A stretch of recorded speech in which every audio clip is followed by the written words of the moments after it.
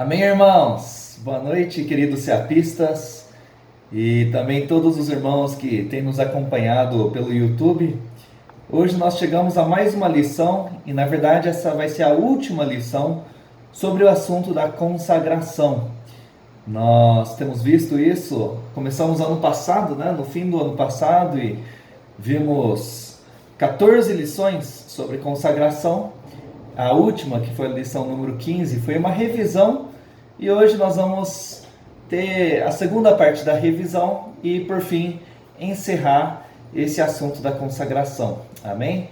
Aí, a partir da semana que vem, eu vou continuar com vocês, mas aí nós vamos ter um novo assunto, um novo tema aí de lições, tá bom? Mas hoje, irmãos, o sentimento, o encargo é nós finalizarmos essa revisão, revermos mais alguns conceitos, algumas questões da consagração e, por fim, fazer uma conclusão, certo? Estamos revisando porque, graças ao Senhor, temos vários seapistas novos, que estão conosco aí a partir desse ano.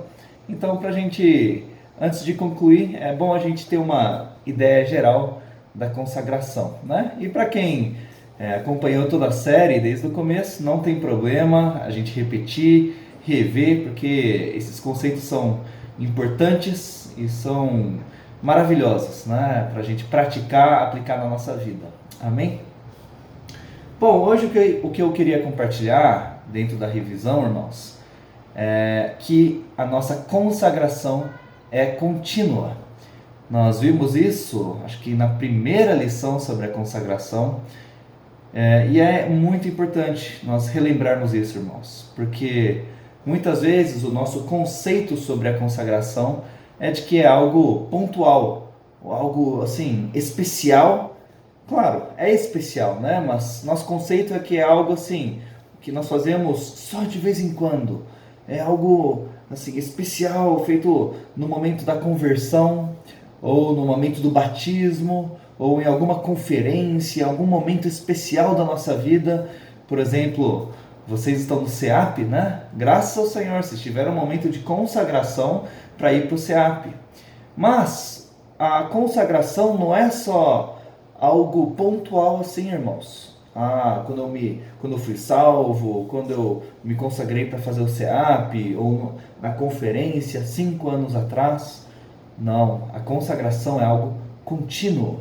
E nós temos que nos consagrar ao Senhor, irmãos, todos os dias da nossa vida.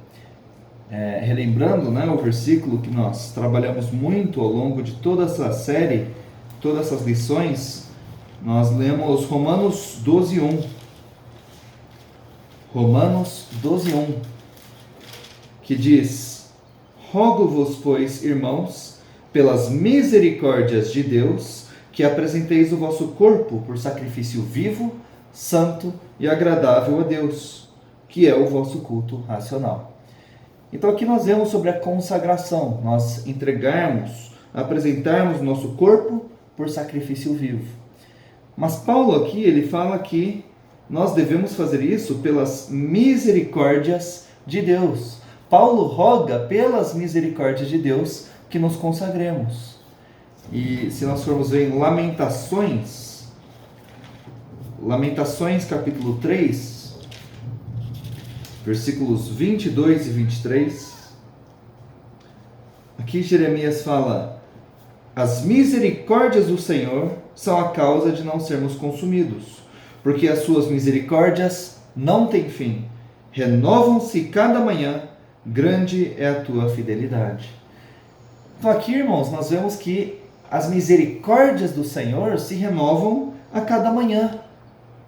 E se Paulo nos roga pelas misericórdias de Deus que nos consagremos, então nós precisamos nos consagrar toda manhã, todo dia. Todo dia devemos nos entregar ao Senhor, entregar nossa vida ao Senhor. Irmãos, muitas vezes nós falhamos, nós fracassamos em nossa consagração. Acho que todos nós temos essa experiência. Um dia nós falamos: Senhor, eu entrego minha vida a Ti, eu vou viver para o Senhor, eu vou Te servir. Mas, às vezes, o dia nem acaba e nós já tomamos nossa vida de volta. Já estamos vivendo para nós mesmos, para as nossas próprias coisas. Então, assim como as misericórdias do Senhor se renovam a cada manhã, nossa consagração precisa se renovar a cada manhã. E graças ao Senhor, irmãos, que as misericórdias de Deus se renovam. Já pensou se ganhássemos misericórdia de Deus só uma vez na vida? Aí a gente aproveita aquela chance e se consagra ao Senhor, mas se logo em seguida tomamos nossa vida de volta, acabou nossa chance, já era. Mas não, irmãos, o Senhor renova a sua misericórdia toda manhã. E por isso nós sempre temos novas chances de nos consagrarmos ao Senhor.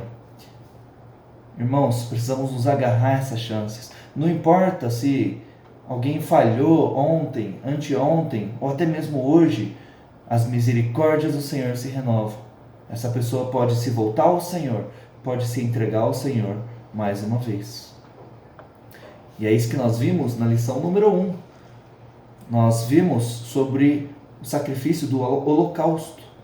O holocausto era um símbolo, uma ilustração da nossa consagração. E em Êxodo, vamos ler Êxodo, capítulo 29, a partir do versículo 38, nós vemos sobre o holocausto. Olha, Êxodo 29, 38. Aqui diz o seguinte: isto é o que oferecerás sobre o altar: 2 cordeiros de 1 ano, cada dia, continuamente. 1 cordeiro oferecerás pela manhã, e o outro ao pôr do sol. Então olha só, esses sacrifícios eram 2 vezes ao dia, um pela manhã e outro ao pôr do sol. Versículo 42. Este será o holocausto contínuo por vossas gerações, à porta da tenda da congregação, perante o Senhor, onde vos encontrarei, para falar contigo ali. Em Números, nós também vemos uma passagem semelhante. Vamos ler Números, capítulo 28, versículos 3 a 6. Números 28, 3 a 6. Dir-lhes-ás: esta é a oferta queimada que oferecereis ao Senhor dia após dia: 2 cordeiros de 1 ano, sem defeito, em holocausto contínuo. 1 cordeiro oferecerás pela manhã, e o outro ao crepúsculo da tarde. E a 10ª parte de 1 éfa de flor de farinha, em oferta de manjares, amassada com a 4ª parte de 1 hin de azeite batido. É holocausto contínuo, instituído no Monte Sinai, de aroma agradável, oferta queimada ao Senhor. Então aqui, mais uma vez, nós vemos que o holocausto é contínuo, oferecido toda manhã e todo fim da tarde. Toda tarde. 2 vezes por dia, o povo de Israel tinha que oferecer esse holocausto ao Senhor. Irmãos, nós também, diariamente, e até mesmo dentro do dia, nós temos várias chances. Devemos nos consagrar ao Senhor. É interessante que eles oferecem o holocausto de manhã e à tarde. Às vezes, irmãos, de manhã nós estamos nos consagrando ao Senhor, mas à tarde a gente falha, a gente erra, a gente toma a nossa vida de volta. Mas, no fim da tarde, temos mais uma chance de nos consagrarmos ao Senhor. Irmãos, então não vamos nos enganar. Consagração não é uma vez na vida. Não é só numa conferência, só no momento do batismo ou do SEAP. Consagração é por toda a nossa vida. É algo contínuo. E é isso que o Senhor deseja de nós, irmãos. Uma consagração contínua. Talvez alguns vão sair do SEAP logo logo. Isso não quer dizer que sua consagração terminou. Pelo contrário, sua consagração continua. Então não tem essa de, eu vou me consagrar por 1 ano e aí depois eu volto a viver para mim mesmo. Não, irmãos. Nossa vida inteira, toda a nossa vida é do Senhor. Amém? E por que que nós devemos nos consagrar continuamente ao Senhor? Dia após dia, sempre nos entregar. É porque é aí que nós realmente somos salvos. É assim que o Senhor realmente ganha toda a nossa vida. Como eu falei antes, às vezes nós temos a experiência de nos consagrarmos ao Senhor e logo tomar a vida de volta. Mas e aí? Significa que minha vida que eu tomei de volta não adiantou aquela consagração? Significa que se eu me consagro, volto a viver para mim mesmo, por que me consagrar? Não, irmãos, tem sentido nisso, tem valor nisso. Precisamos sempre nos consagrar, porque a cada consagração, a cada momento de entrega, o Senhor fica com uma parte da nossa vida. Isso nós vemos em Levítico, capítulo 27. Vou ler só alguns versículos, irmãos. Mas Levítico 27 mostra o princípio aqui. Olha, versículo 9. Se for animal dos que se oferecem ao Senhor, tudo quanto dele se der ao Senhor será santo. Então aqui está falando de uma oferta de um animal. Versículo 12. O sacerdote o avaliará, seja bom ou mau, segundo a avaliação do sacerdote, assim será. Porém, se de algum modo o resgatar, então acrescentará a quinta parte à tua avaliação. Ou seja, um israelita queria dar um animal ao Senhor. Ele entregou o animal ao Senhor e o sacerdote avalia e disse, esse animal vale tanto. Vou dar um exemplo, tá? Vale R$500, usando termos de hoje, certo? Então esse animal valeu R$500, então esse israelita ofertou R$500 ao Senhor. Mas aí, digamos que esse israelita se arrependeu, ele quer pegar de volta o animal. Ele falou, puxa, eu quero esse animal de volta para mim, como é que eu faço? Ele pode resgatar o animal. Mas para resgatar o animal, ele não paga R$500. Ele tem que pagar 500 mais a quinta parte. Então ele paga R$600. Ou seja, mesmo se ele comprar de volta, a diferença, olha, R$100, que é a quinta parte, fica com o Senhor. No começo ele ofertou R$500 na forma de um animal. Aí ele quis pegar de volta, mas ele tem que pagar 600. Ou seja, a quinta parte ficou com o Senhor. E aí digamos que depois ele fala, puxa, eu não deveria ter pego esse animal de volta. Eu vou consagrar de volta ao Senhor. Entrega o animal de novo. Novamente R$500. Aí ele fala, eu vou comprar de volta. Tem que pagar 600. Então olha só, de consagração em consagração, de oferta em oferta, mesmo que ele fique comprando de volta, resgatando o animal, parte da oferta fica com o Senhor. Nos próximos versículos, olha o 14 e o 15.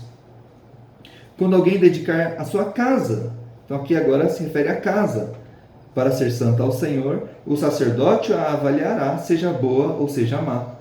Como o sacerdote a avaliar, assim será. Mas, se aquele que a dedicou quiser resgatar a casa, então acrescentará a quinta parte do dinheiro à tua avaliação, e será sua. Então, aqui é o mesmo princípio para casa. E nos próximos versículos, nós vemos isso sobre os campos também. Então, irmãos, às vezes, nós queremos entregar um animal, entre aspas, ou a nossa casa, ou o nosso campo, nossos estudos, nosso trabalho, nosso tempo, nosso dinheiro para o Senhor, nosso coração. Mas, vira e mexe, a gente decide tomar de volta. A gente volta atrás na consagração. E aí? Nossa consagração, irmãos, nunca é em vão. Se nós tivermos um sentimento genuíno de consagração, de se entregar ao Senhor, mesmo que depois a gente volte a viver para nós mesmos, irmãos, nossa consagração nunca é perdida, totalmente perdida. Parte fica com o Senhor. E se nós praticarmos essa consagração contínua, de todo dia ir diante do Senhor, todo dia nos consagrarmos ao Senhor, mesmo que fica nessa experiência de dar e toma de volta, se entrega e volta a viver para si mesmo, parte e fica com o Senhor. E se nos consagrarmos continuamente, eventualmente, irmãos, nós vamos ter nos consagrado totalmente ao Senhor. Vai chegar um dia em que o Senhor vai ter todo o nosso coração. Por isso, é melhor nós nos consagrarmos sempre do que nunca nos consagrarmos. Satanás muitas vezes vem nos enganar, vem nos desanimar falando, olha, quantas vezes você se entregou para o Senhor e no fim acabou caindo, acabou fracassando, acabou tomando tudo de volta. Nem adianta. Para que se entregar de novo ao Senhor? E Satanás, o inimigo, tenta nos desanimar dessa forma. Mas, irmãos, não desanimem. Se consagrem mais uma vez. De consagração em consagração, o Senhor vai ganhando o nosso coração. Vai chegar um momento em que a gente nem vai querer tomar de volta as coisas. Não vai ter nem o que comprar de volta, porque tudo vai ser do Senhor. É o que nós vimos, essa é a consagração irremissível. Chega um ponto, irmãos, que não tem como mais tomar de volta. Nós somos do Senhor. Amém? Então, irmãos, essa é a rápida revisão que eu queria fazer hoje.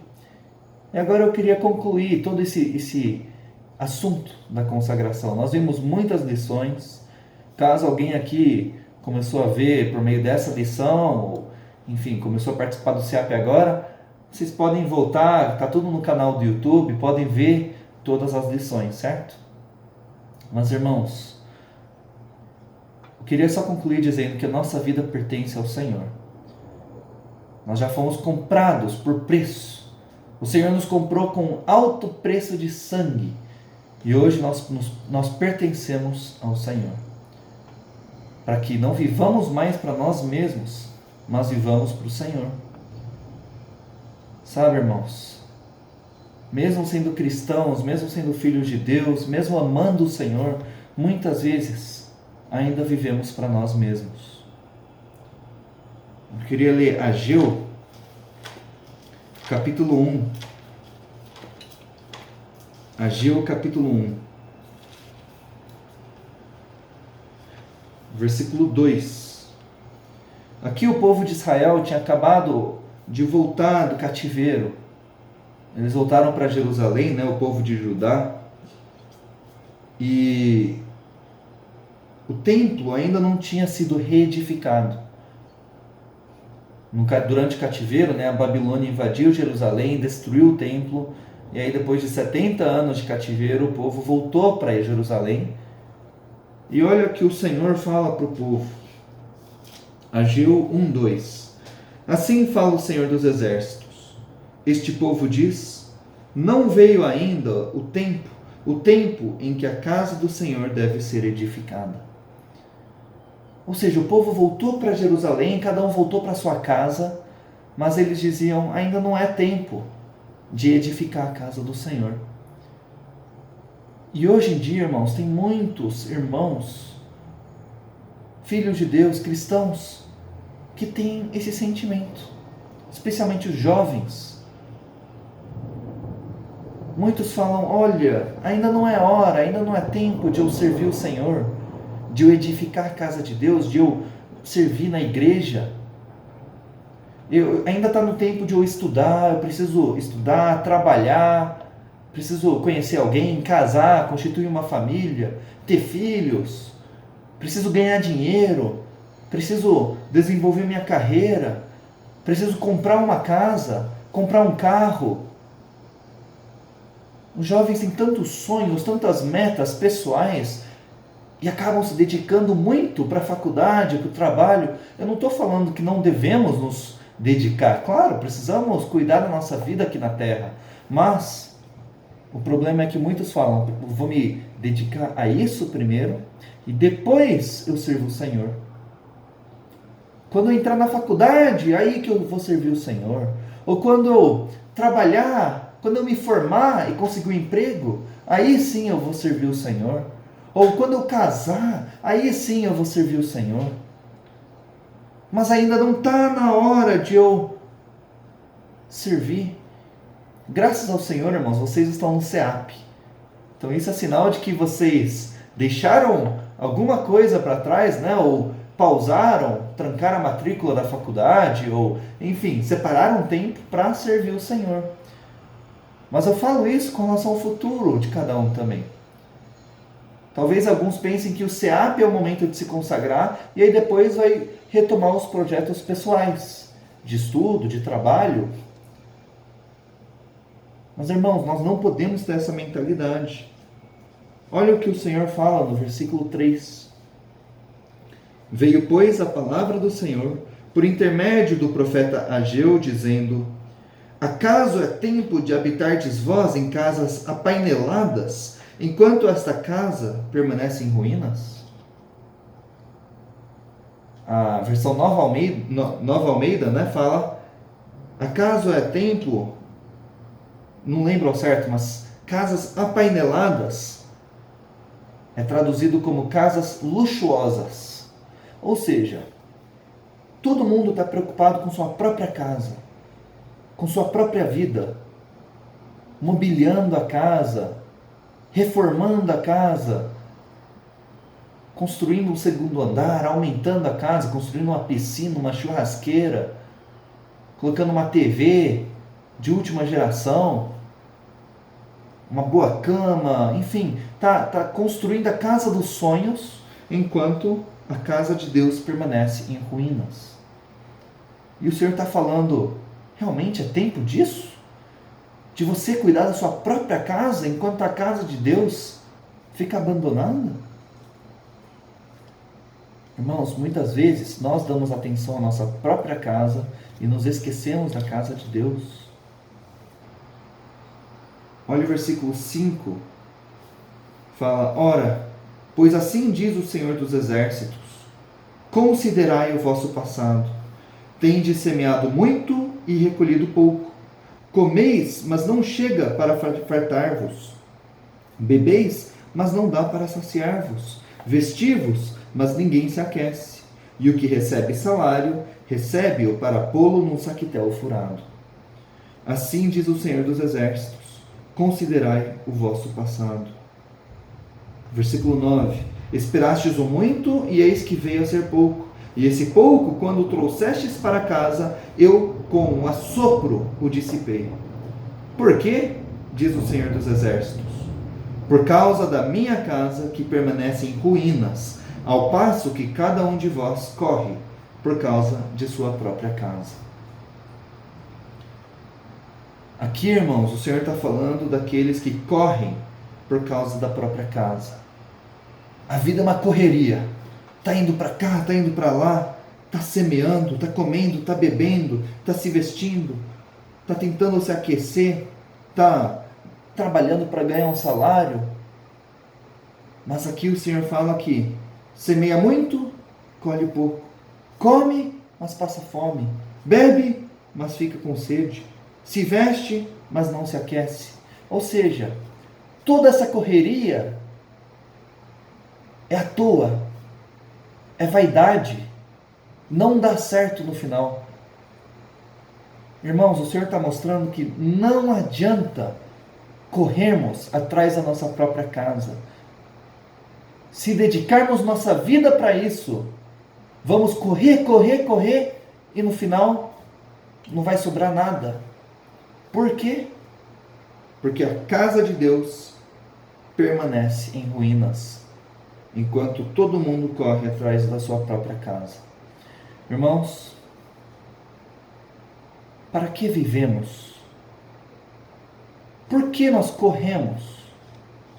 No que nós gastamos nossa energia, nosso tempo, a nossa vida, o nosso dinheiro? É para edificarmos nossa própria casa? Ou é para edificarmos a casa de Deus? O versículo 8 fala: subi ao monte, trazei madeira e edificai a casa. Qual casa? A casa de Deus. Dela me agradarei e serei glorificado, diz o Senhor. Irmãos, o Senhor está nos mostrando que não é tempo de vivermos só para as nossas próprias coisas, para edificarmos nossa própria casa, mas é tempo de edificarmos a casa de Deus. Mateus 6,33 é um versículo bem conhecido. Mostra a prioridade da nossa vida. Mateus 6,33. O Senhor diz: buscai, pois, em primeiro lugar o seu reino e a sua justiça, e todas estas coisas vos serão acrescentadas. Irmãos, a prioridade nossa deve ser o reino de Deus e a sua justiça. Deve ser o próprio Senhor, as coisas de Deus. E aqui mostra que todas as outras coisas, que coisas?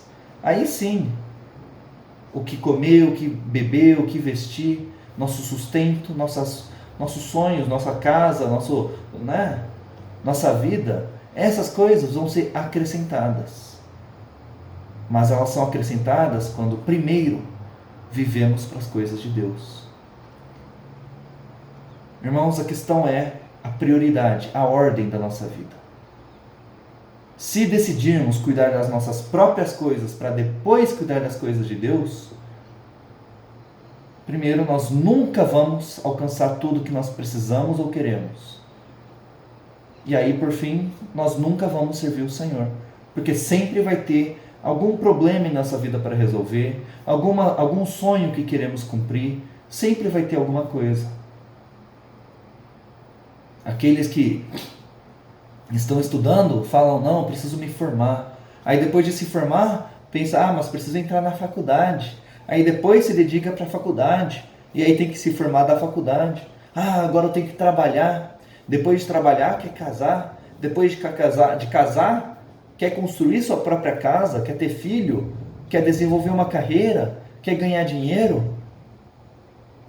Sempre vai ter alguma coisa, irmãos. Se vivermos primeiro para nós mesmos, nunca vamos viver para o Senhor.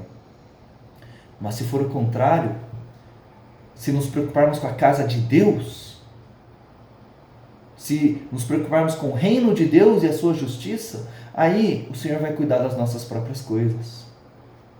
Então, querido seapista, querido irmão, querida irmã, você quer edificar sua própria casa?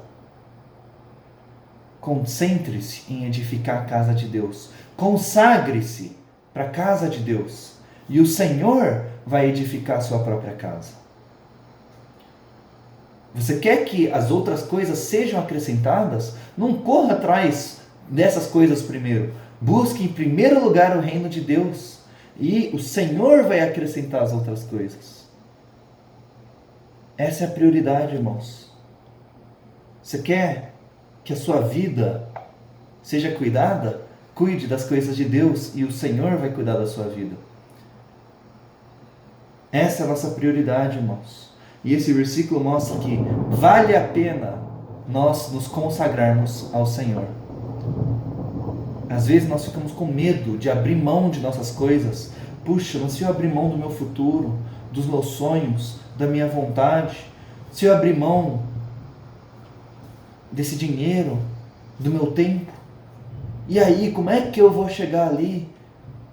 Irmãos, vale a pena abrir mão dessas coisas para ganhar o Senhor. E o Senhor vai cuidar da nossa vida. Não estou falando de buscar o Senhor por interesse.